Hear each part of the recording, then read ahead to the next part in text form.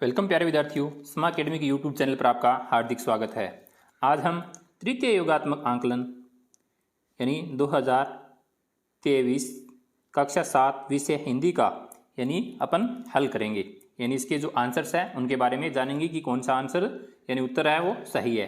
तो आपको इस तरीके का एक क्वेश्चन पेपर मिला होगा जिसके अंदर आपको एक ओमार शीट थी। यहाँ पे आपको क्या करना था, अपना नाम लिखना था और यहाँ पे अपने रोल नंबर लिखने थे।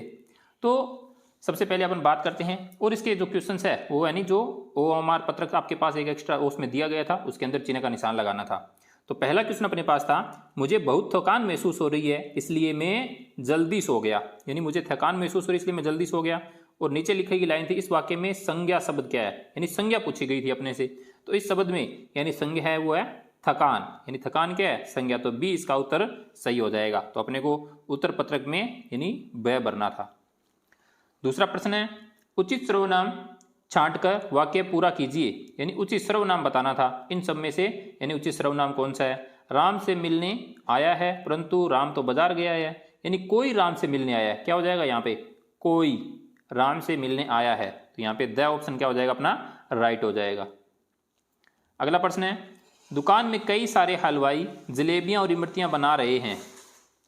यानी दुकान में क्या है, कई सारे हलवाई जलेबियां और इमरतियां बना रहे हैं। तो इसका राइट आंसर हो जाएगा। इसमें पूछा गया था वाक्य में एक वचन वाला शब्द कौन सा है। तो एक वचन क्या है, दुकान। दुकान एक वचन है तो इसका राइट आंसर हो जाएगा ए। अगला प्रश्न है, निम्न में से किस वाक्य में क्रिया विशेषण है। क्या पूछा गया है, क्रिया विशेषण पूछा गया है। यानी कौन से वाक्य में क्रिया विशेषण का यूज हुआ है। तो क्रिया विशेषण का यूज है वो बालक सुबह है, बालक सुबह सुबह कर रोता है। यानी ये क्रिया विशेषण है, बालक सुबह सुबह कर रोता है। तो स इसका उत्तर सही हो जाएगा। अगला प्रश्न है, निम्न में से भविष्य काल का वाक्य बताइए। यानी आपके पास कुछ वाक्य दिए गए हैं, उनमें से भविष्य काल का वाक्य बताना है। मुझे सब काम अकेले करना होगा, या करता हूँ, या हो गया, या कर लिया। तो मुझे सब काम अकेले करना होगा। तो ए है वो अपना क्या है, भविष्य काल को प्रदर्शित करता है। तो इसका आंसर सही हो जाएगा।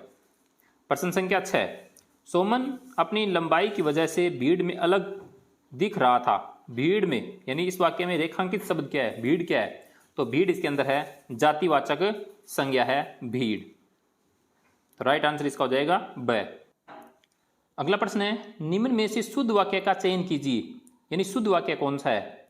तो इसके अंदर अपना राइट आंसर हो जाएगा, घर पर सभी कुशल हैं। घर पर सभी कुशल हैं, यानी स अपना उत्तर है वो क्या हो जाएगा, सही हो जाएगा। फिर है प्रश्न संख्या 8, निम्न में से शुद्ध वाक्य का चयन कीजिए। इसमें भी शुद्ध वाक्य बताना है। तो शुद्ध वाक्य इसमें कौन सा है, वह आपके लिए फल लाया है। तो द अपना राइट आंसर हो जाएगा, यानी वह आपके लिए फल लाया है।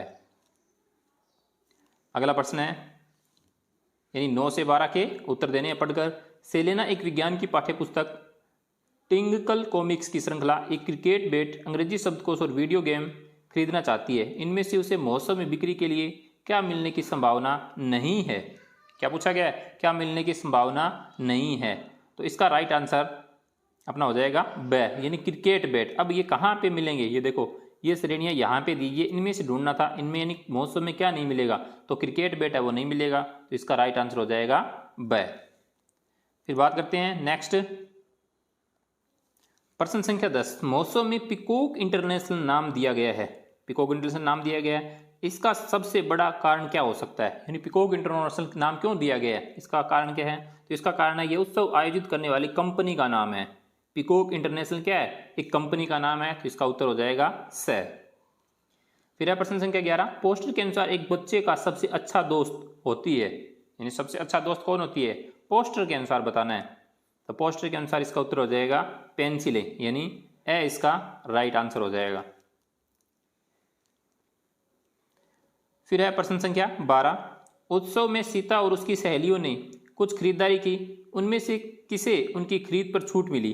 यानी किसको यानी छूट है वो मिली थी। तो इसका राइट आंसर हो जाएगा किरण और अमीरा को। इसका सही उत्तर है किरण और अमीरा को क्या मिली थी, छूट मिली थी।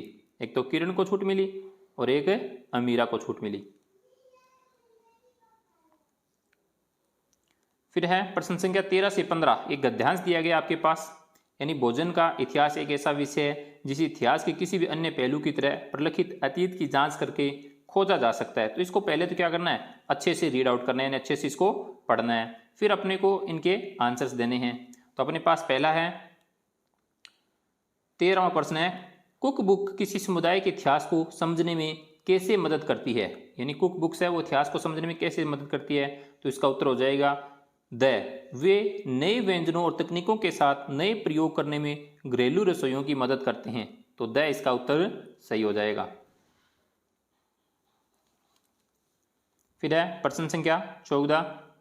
प्रश्न संख्या 14 में लिखा गया है, गद्यांश के अनुसार पाक शास्त्र की किताबों में के विकास में सोशल मीडिया की क्या भूमिका है, यानी किसमें, पाक शास्त्र की जो किताबें हैं, किताबों में यानी सोशल मीडिया की क्या भूमिका है। तो इसका भी राइट आंसर क्या हो जाएगा, द। सोशल मीडिया ने पारंपरिक प्रिंटेड कुक बुक से होने वाले कार्य को सरल और बेहतर बना दिया है। तो इसका भी राइट आंसर क्या हो जाएगा, द, यानी क्या बना दिया गया, इसको बेहतर बना दिया गया है।